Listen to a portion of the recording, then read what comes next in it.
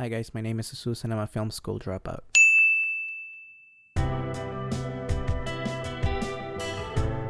Today I wanted to talk to you guys about something that I started thinking about probably a few days after I watched the Snyder Cut. And it is that Zack Snyder actually got the wrong job at DC Comics. We all know that he's not the best director ever. We all know that his scripts are usually, or I guess the scripts that his movies have are not the best scripts, and in a lot of movies they're kind of bad. But I have to admit that after reading what his plans were for the 2 sequels that he wanted to make for the Justice League movie, I am really interested. So in my opinion, he should have never been the director of Man of Steel, Batman v Superman, and obviously Justice League. He should have been the main producer of the DCEU, sort of what Kevin Feige is doing for Marvel. But before I begin, I really gotta admit that I know that there's so many other people that are probably more prepared for this role, people that have been reading comic books for a longer time, people that are just in general more knowledgeable about the DC universe, and that some of them may have probably already been working in the movie industry for years. But this is not a video of me saying, guys, you should have hired him, he was the perfect person for sort of a Kevin Feige role for the DCEU. This is sort of like an exercise where I talk about why I think that he would have been a lot better as a producer and, you know, sort of an architect for the storylines and the plot lines of the movies in the DCEU, rather than, you know, just directing like the more important ones and sort of being the unofficial main producer. So here's the logic behind what I just said. First of all, he has worked in the industry for years. He's been directing movies for I don't know how many years. It's been a very long time. And not only that, but he has also worked in a previously, you know, successful, maybe not everyone's favorite superhero movie, and it is Watchmen. He's also very dedicated and passionate about all of his projects, and the latest example of that is how much he worked towards releasing the Snyder Cut. And as you know, I don't think that's a very good movie, but I really think that he put so much effort, and I really admire all the things he did in order to release the version of his cut. And he also has a very decent knowledge about comic book and comic book history, but above all of that, he came up with really interesting ideas of where to take the franchise. Not all of the ideas were great, but I think that, you know, tweaked a little bit, this would have been really interesting for these movies. And he had these ideas before the last 2 Avengers movies came out, so any similarities like the time travel aspect, I'm just not gonna, you know, worry too much about that, and especially because the Flash is a character that can do time travel. If you're watching this video, you probably already heard about this, you know, ideas and the storylines that he had planned for the movies, but in case you don't, I'm just gonna briefly explain them to you.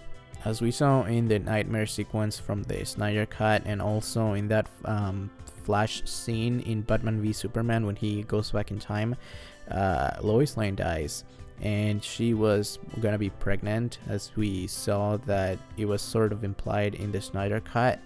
So that pretty much breaks Superman.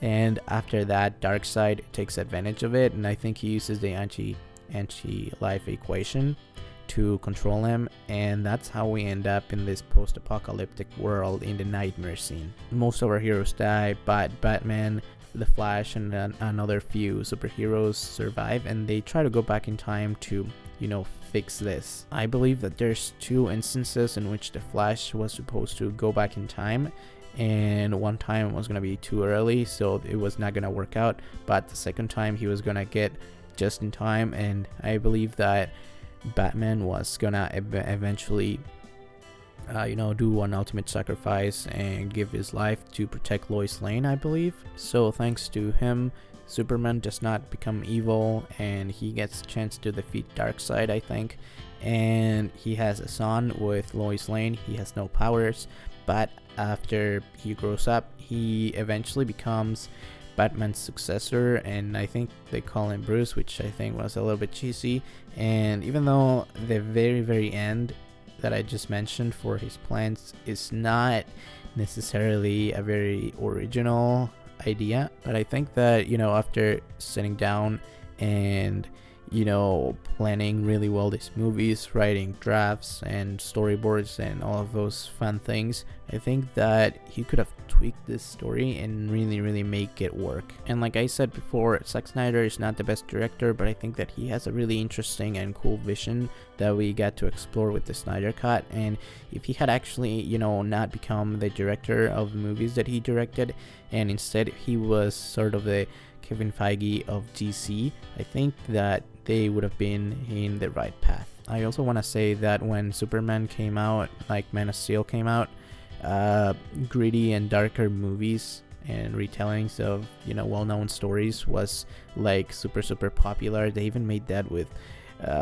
Snow White, which was really stupid. So yeah, back then it was like the perfect choice for kickstarting the DCEU, but now we know that it really didn't work out that way. But I don't know, maybe if they had actually hired writers that are a little bit more skilled, or if they had actually worked on a few more drafts before they actually start working on the movie, and as well if they casted someone else as Lex Luthor, because let's admit it, Jesse Eisenberg is a really bad Lex Luthor. If they did all these things differently, I really think that these movies and the future of the DCEU would have been a lot better and brighter and less uncertain, but that's not the case. And this is not his fault really, because he was already directing all of these movies, and even though he didn't really have a title on DC of like the general or executive producer or president of the DCEU,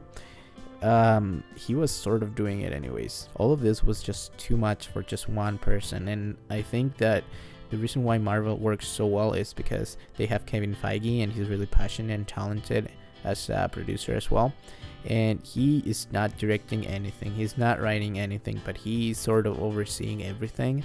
So he's got a really strong vision of what he wants and how he wants things to go, and that is what Zack Snyder could have been doing for DC, and I think that would have worked really well. He also was at a disadvantage because he was, I assume, sort of rushed, and it is because DC really wanted their Justice League to compete with Marvel and the Avengers, and the fact that he didn't have years of movies and origin stories and standalone movies to present these characters to us, which we know these characters already, but we have to see them on film before we actually can get like a Justice League movie. But we got it anyways, and that's why we got such a very long and convoluted story that ended up being 4 hours in order for it to work. And even at 4-hour runtime, I think that this could have been a lot better if